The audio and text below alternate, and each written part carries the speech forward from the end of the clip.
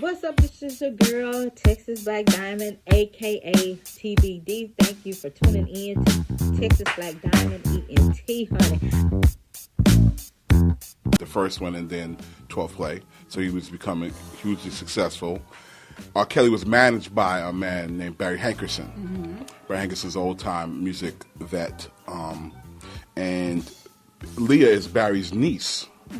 So she was from Detroit, and Barry used to always talk about his niece and stuff. And he had bought her to Jive when she probably was like 11 or 12, and Jive almost signed her, but not quite. Clive was like, she's almost there, but she needs a little more development. You know, of course, she was really, really young. Yeah. So he was like, Barry, like, I'm with you. Like, I get it, but just go back and develop her more. And so he did. And then I guess when she signed when she was like 14.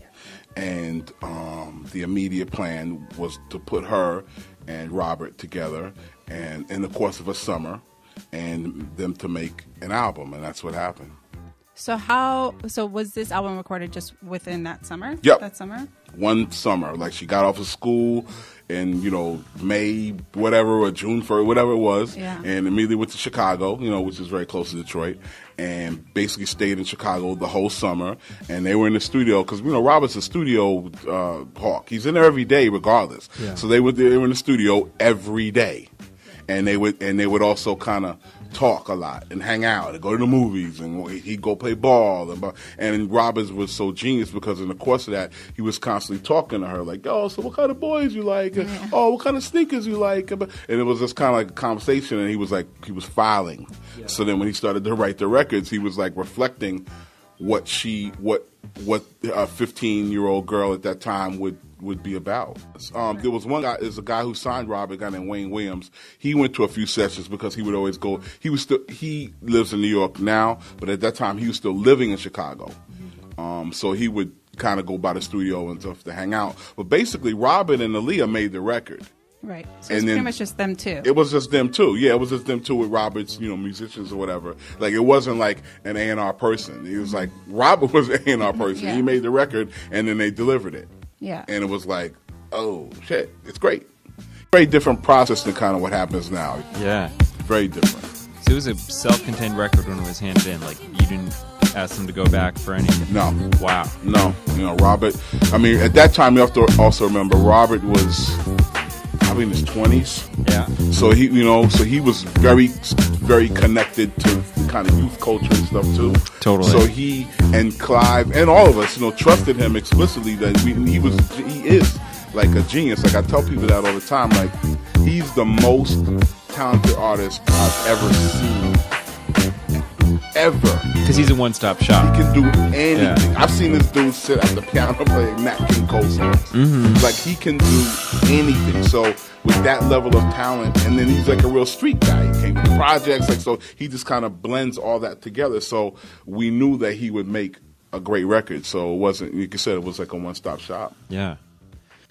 So, because obviously, the album was named both after the song, Age Ain't Nothing But a Number, but it's named because, she was ahead of her time. So, at what point did you choose to kind of use her age, her relative youth, as kind of the marketing tool for this project? You saw it in the first video, the back and forth video, with, it was just a very young video, them dancing, they're kind of out at the playground or whatever. Like, it was never a plan to kind of, sometimes you get an artist that's very young and they kind of like mask it a little bit or try to hide the fact that they're really young. That was never a plan. It was always a plan to play up the fact that she was this very young girl and very like young, vibrant, kind of creative girl. So yeah, it was never a plan to kind of like hide the fact that she was 15 years old. We wanted girls of that age around the country for her to be like their representative and their hero, Absolutely. Ideas.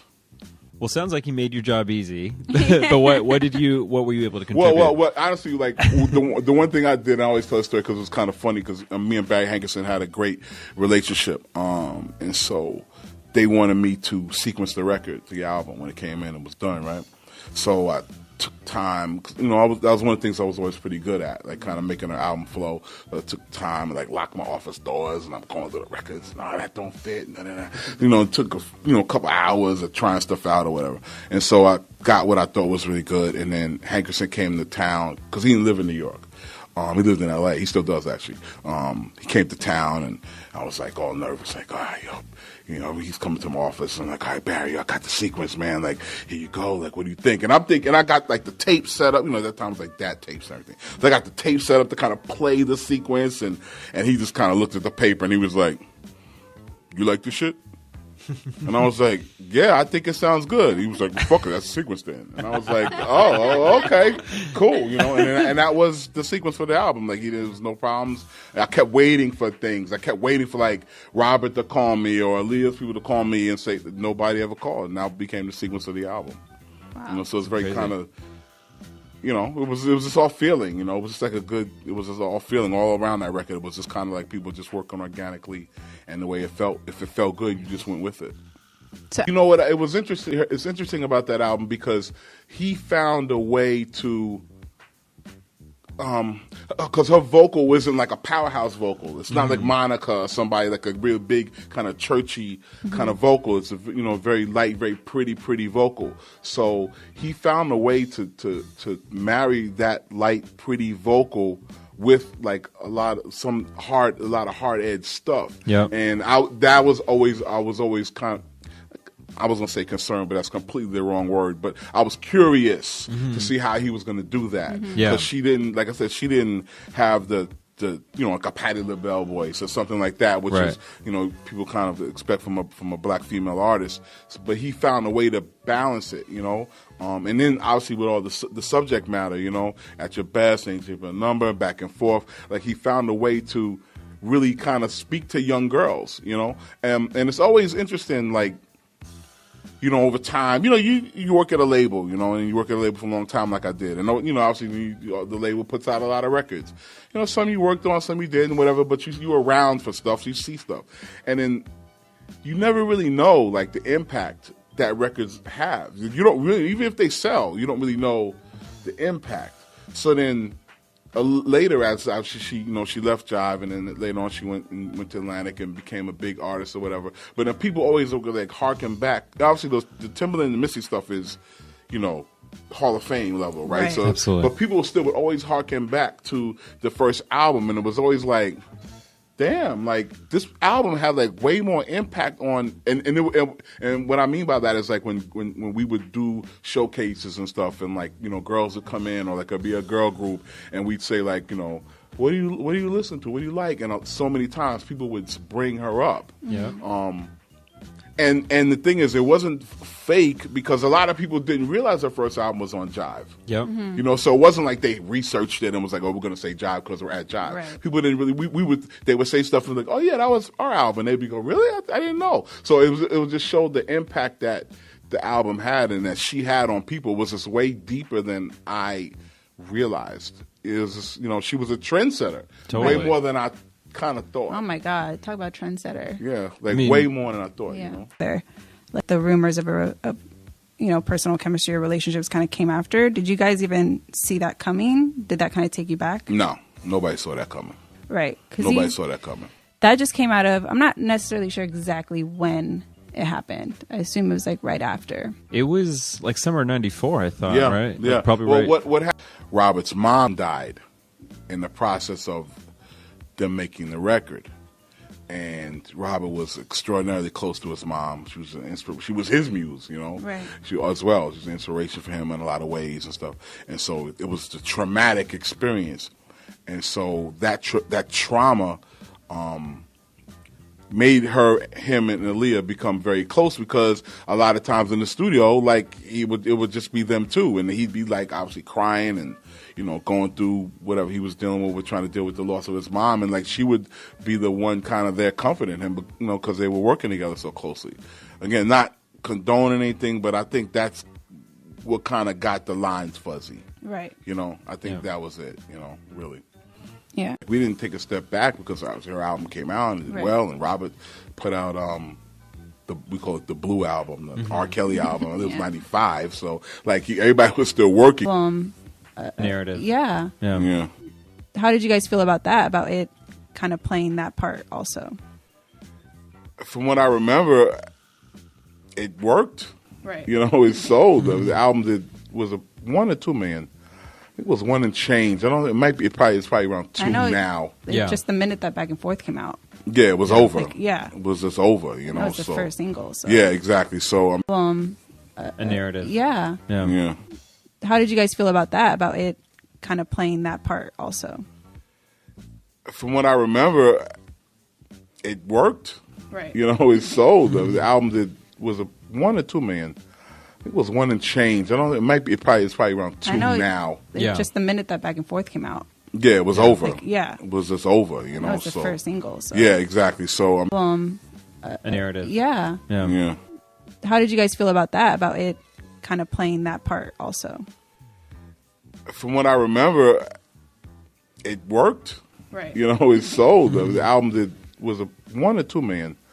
It was one and change. I don't. It might be. It's probably around 2 now. Yeah. Just the minute that Back and Forth came out. Yeah, it was over. Yeah. It was just over. You know. That was the first single. So. Yeah, exactly. So A narrative. Yeah. yeah. How did you guys feel about that? About it kind of playing that part also? From what I remember, it worked. Right. You know, it sold. The album was a 1 or 2 million. It was one and change. I don't. It might be. It's probably around 2 now. Yeah. Just the minute that Back and Forth came out. Yeah, it was over. Yeah. It was just over. You know. That was the first single. So. Yeah, exactly. So I mean, it worked. So we're in the business of selling records, and the records were selling. You know what I'm saying? So Yeah. it was all good. Keeps coming up, and what's making all of the rounds is this whole relationship with R. Kelly. And you said it off air that, you managed R. Kelly with your company for how many years? 14. For 14 years. Mm-hmm. And obviously Lifetime is using this to help pre-promote this movie. Yeah. How do you explain all of this controversy? Because you said when Aaliyah was on top of the world and then this happened, did they get married? Well, I'll let that come out in the movie. It won't be in this movie, but it'll come Jomo, out eventually one day. 14 years. Wow. 14 years. And you've never done this. Uh-huh. I remember talking about it on the radio. You know what it is, Ryan? It is not my place or the forum for me to really get into that. Okay. So that's why I just beg off that. Why was it such a big deal, you think, for the public? Because even nowadays, it's still controversial. It was at the time. She was huge. He was huge. Right. You had Biggie, the business, and Faith were together. It was a lot of things going on like that in the business at that time. So I think it was just indicative of the times. A lot of things going on like that in the business at that time. So I think it was just indicative of the times. A lot of things going on like that in the business at that time. So I think it was just indicative of the times. The chemistry too. Yeah, absolutely. When you hear that first album, it was obviously a lot of creative chemistry on that record. So, but what was surprising though, we were coming off of a multi-platinum debut album, and except for a few relationships with Jermaine Dupri and Puffy, it was hard for us to get producers. Wow. So do you think y'all had been blackballed once people started? It felt like it. That's what it felt like, and never understood that. When y'all are going out and trying to do the second album, were people not taking the calls? Yeah, it was not taking the calls, begging off of producing, even demoing. It was tough to get name guys to get in the studio, because the first question was, well, is R. Kelly going to do something on the record? And when we would go no, it was like, okay, well, we'll hit you back. So why did they want R. Kelly to be on it? That's what I was gonna say. Maybe to juice up their publishing. Maybe they felt like it wasn't going to be much of a project if he wasn't crafting the material. And maybe to juice up their publishing. Maybe they felt like it wasn't going to be much of a project if he wasn't crafting the material. Maybe to juice up their publishing. Maybe they felt like it wasn't going to be much of a project if he wasn't crafting the material.